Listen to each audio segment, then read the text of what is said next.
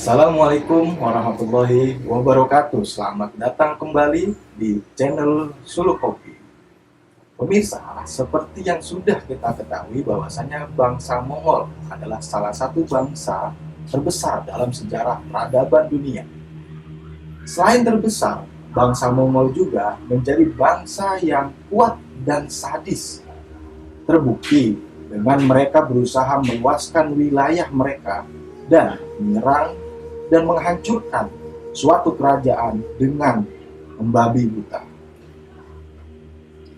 Mereka kalau sudah membantai tidak pandang bulu, baik perempuan, kakek-kakek, nenek-nenek, anak kecil, anak bayi, semuanya dibantai.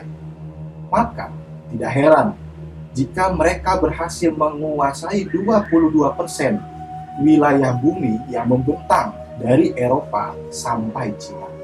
Semua berawal dari Hulagu Khan mengawali ekspedisi penyerangan pada tahun 1253 dengan membawa pasukan sebanyak 13.000 tentara. Kurang lebih hampir 3 tahun, Hulagu Khan berhasil menyerbu dan mendapatkan kekuasaan di daerah Afghanistan.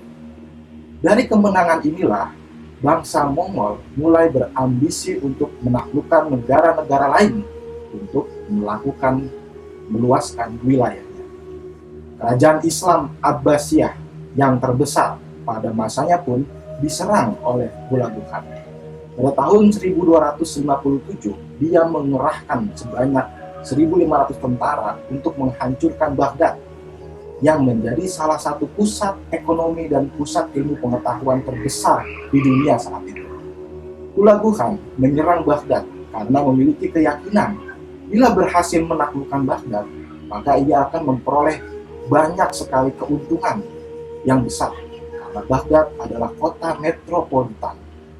Karena hebatnya pasukan Mongol dan lemahnya kerajaan Abbasiyah pada saat itu, pasukan Mongol berhasil menghancurkan Baghdad cuma dalam waktu seminggu. Istana, rumah, tempat ibadah, perpustakaan, kantor-kantor, semuanya hancur lebur rata dengan tanah. Orang-orang mati digorok lehernya, mayatnya bergeletakan di jalan-jalan. Wanita, anak kecil, kakek-kakek, nenek-nenek, semuanya pun habis. Kapan-kapan nanti akan saya bahas lagi ya di video yang khusus tentang penyerangan bangsa Mongol. Oke, lanjut. Saking banyaknya daerah yang dijajah dan banyak manusia dibantai sekarang ada pertanyaan yang timbul. Mongol sudah banyak menjajah kerajaan Islam, tapi Makkah dan Madinah kok nggak diserang? Akhirnya saya coba tanya-tanya dan riset-riset di Google. Ternyata kurang lebih ada setidaknya 4 alasan kenapa mereka tidak menyerang Mekah dan Madinah. Yang pertama, jarak yang terlalu jauh. Faktor pertama disebabkan jarak tempuh yang terlalu jauh dari daerah-daerah bekas jajahan Mongol yang berpusat di Levant, Mediterania. Jarak tempuh antara kota Mekah dan Madinah yang berada di semenanjung Arab menuju Levant sejauh 600.000 sampai 700.000 km. Selain itu, rute perjalanan yang sangat berliku-liku dan berbahaya. Kemudian, wilayah medan yang sangat kering dan bergurun dianggap pasukan Mongol akan lebih merugikan karena bisa menyebabkan dehidrasi hebat bagi anak buahnya. Sehingga mereka memutuskan untuk tidak melakukan penyerangan ke sana. Alasan yang kedua, wilayah Jazirah Arab dipandang sebagai bukan daerah yang penting dan tidak menguntungkan. Teruntuk daerah Mekah dan Madinah sebenarnya merupakan daerah terpencil atau backwater, sekaligus tingkat pendapatan atau revenue dan populasi penduduk yang sangat rendah menjadikan indikator perekonomian kedua daerah tersebut juga ikut rendah. Beda halnya dengan daerah Palestina karena disebabkan oleh bagian dari negeri Syam dan dekat dengan pusat perekonomian ibu kota dinasti Al-Ayyubiyah atau kota Damaskus kala itu. Mulai dipandang sebagai sasaran empuk penyerangan pasukan Mongol. Namun hal itu berlangsung sebentar karena direbut kembali oleh dinasti Mamluk yang dibantu oleh laskar pasukan Salib. Kembali mengenai Jazirah Arab, pasukan Mongol tidak tertarik menaklukkan daerah Jazirah Arab karena dianggap tidak memberikan keuntungan apa-apa dari segi ekonomi dan hanya membuang-buang tenaga saja. Pada abad pertengahan, Mongolia sebenarnya hanya menargetkan kota-kota besar yang telah menjadi pusat peradaban yang maju dan pusat aktivitas perekonomian besar. Sebab, bila menaklukkan pusat-pusat kota besar, maka akan memberikan manfaat dan keuntungan yang lebih kepada pasukan Mongol ini, yang dimana salah satu targetnya adalah kota Baghdad seperti yang diceritakan sebelumnya.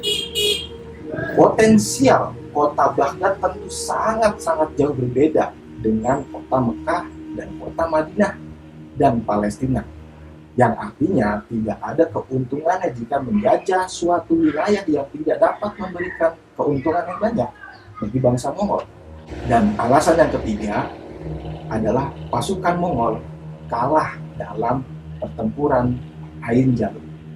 Dalam pertempuran ini, pada awalnya, bangsa Mongol hanya ingin menyerang bumi Palestina pasca berhasil meruntuhkan dinasti Al-Ayyubiyah yang berada di Damaskus.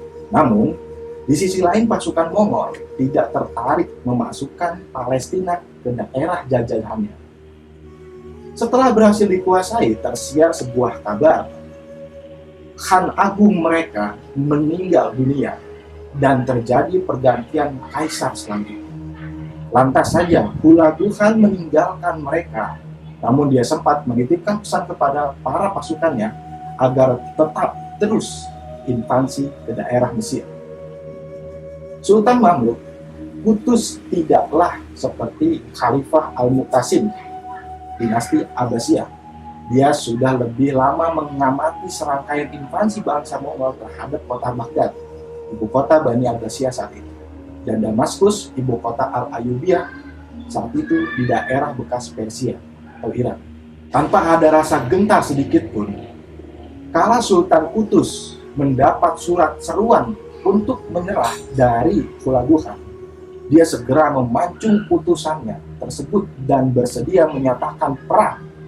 Kemudian, Sultan Qutuz segera mengumpulkan persiapan bala tentaranya dan juga berusaha menjalin kerjasama dengan pasukan Salib dengan negosiasi yang sangat panjang.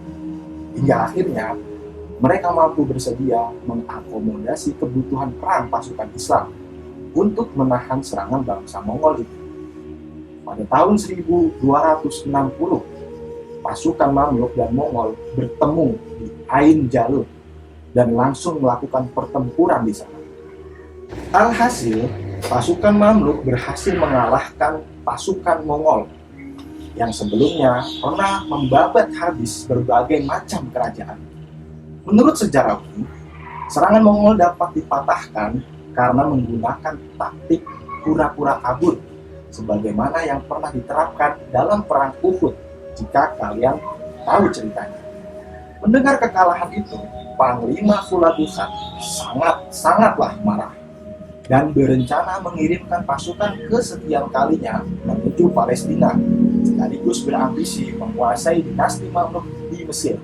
Tetapi ketika Kubilai Khan dinobatkan sebagai Kaisar Agung Mongolia, kondisi internal politik dalam negeri menjadi berguncang dan semakin memburuk karena dipicu peperangan saudara selama 10 tahun lamanya atas motif perebutan kekuasaan, sehingga lambat laun Imperium Mongol akhirnya runtuh dan terpecah belah menjadi 4 bagian yang antara lain ialah: pertama adalah dinasti Yuan yang dipimpin oleh Kubilai Khan beserta anak-anaknya yang meliputi wilayah Cina, Mongolia, dan Korea. Kemudian dinasti Ilkhanat yang dipimpin oleh adiknya Hulagu Khan beserta anak-anaknya yang mencakup wilayah bekas Persia. Kemudian dinasti Chagatai yang dipimpin oleh pamannya Khaladi beserta anak keturunannya yang meliputi wilayah Asia Tengah. Kemudian dinasti Golden Horde yang dipimpin oleh sepupunya Batu Khan dan anak keturunannya yang meliputi wilayah Rusia, Kazakhstan, dan Ukraina. Alasan keempat, kenapa Mongol tidak menjajah Mekah dan Madinah adalah perlindungan dari dinasti Bani Mamluk dan bangsa lain. Perang saudara yang lama berlangsung selama 10 tahun mendesak Kaisar Kubilai Khan untuk mengambil tindakan yang besar, yaitu memecahkan wilayah kekuasaannya menjadi 4 bagian. Hal itu juga bermaksud untuk menghindari gerakan pemberontakan yang didalami oleh anggota keluarganya sendiri. Salah satu keluarga kerajaan Mongol, Panglima Hulagu Khan, dinobatkan sebagai penguasa di daerah bekas Persia dengan bernama dinasti Ilkhanate. Semenjak itu, Hulagu Khan berambisi lagi untuk merebut Palestina dan menguasai Mamluk. Pada tahun 1262, pasukan Hulagu Khan sudah mempersiapkan laskar pasukannya untuk menguasai Palestina. Tetapi rencana itu batal karena harus berbelok menghadapi pasukan Berke Khan di daerah perbatasan utara wilayahnya atau dinasti Golden Horde, bekas pecahan Kekaisaran Mongolia bagian Rusia. Dilanjutkan oleh Abaka Khan, putra Hulagu Khan pada tahun 1270-an, juga ikut berambisi menguasai Palestina dengan menjalin kerjasama pasukan salib. Sayangnya, rencananya itu gagal lagi karena harus pulang ke Persia untuk menghadapi penyerangan dinasti Chagatai atau bekas pecahan Kekaisaran Mongolia bagian Asia Tengah. Ghazan Khan, cucu Abako Khan, juga ikut mencoba untuk menguasai dinasti Mamluk dengan mengirim laskar pasukannya sebanyak 30.000 tentara, tetapi berhasil dipatahkan di daerah Marj As-Safar pada tahun 1303, lebih tepatnya daerah bagian selatan kota Damaskus. Dia juga berusaha membujuk para penguasa Mekah dan Madinah untuk takluk di bawah jajahannya dengan jalan diplomatis. Namun akhirnya gagal karena kas negara mengalami defisit hebat akibat kalah pertempuran melawan dinasti Mamluk di Marj As-Safar. Nah, jadi itulah sebab-sebab mengapa Mongol tidak menyerang Makkah dan Madinah. Kalau Anda ingin pembahasan tentang Mongol lagi, nantikan video selanjutnya. Dan untuk pembahasan tema-tema Islam yang lainnya, silahkan nonton video sebelumnya. Terima kasih. Assalamualaikum warahmatullahi wabarakatuh.